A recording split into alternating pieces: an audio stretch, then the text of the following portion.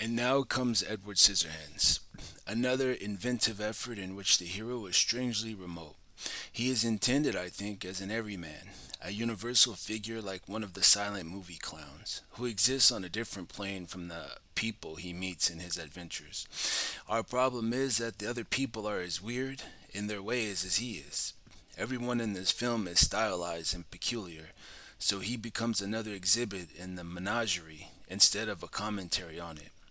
The movie takes place in an entirely artificial world, where a haunting Gothic castle crouches on a mountaintop high above a storybook suburb, a goofy sitcom neighborhood where all of the houses are shades of pastels and all of the inhabitants seem to be emotional clones of the Jetsons. The warmest and most human resident of this suburb is the Avon lady, Diane West, who comes calling one day at the castle. Not even its forbidding facade can deter her, and finds it occupied only by a lonely young man named Edward, Johnny Depp. His story, told in flashback, is a sad one. He was created by a mad inventor, Vincent Price, who was almost finished with his task when he died, leaving Edward with temporary scissors in place of real hands. One look at Edward and we see that scissors are inconvenient substitutes for fingers. His face is a mass of scars, and he tends to shred everything he tries to pick up. The Avon lady isn't phased. She bundles Edward into her car and drives him back down the mountain to join her family, which includes daughter Kim, Winona Ryder, and husband Bill, Alan Arkin. The neighbors in this suburb are insatiably curious, led by a nosy neighbor named Joyce, Kathy Baker. The movie then develops into a series of situations that seem inspired by silent comedy, as when Edward tries to pick up a pea. Successful satire has to have a place to stand and a target to aim at.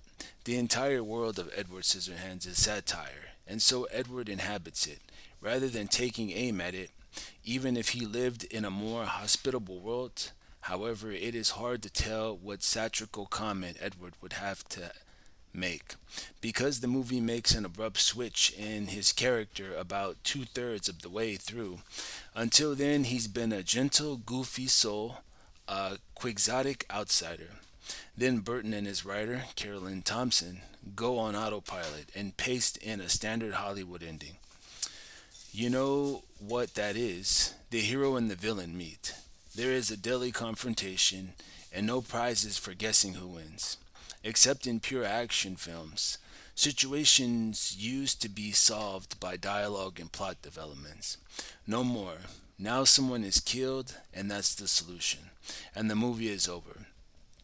In Edward Scissorhands, the villain is a neighborhood lout named Jim, Michael Anthony Michael Hall, who doesn't like guys with scissors for hands, and picks on Edward until finally there is a trumped up fight to finish up at the castle. The conclusion is so lame it's disheartening. Surely anyone clever enough to dream up Edward Scissorhands should be swift enough to think of a payoff that involves our imagination. All of Burton's movies look great.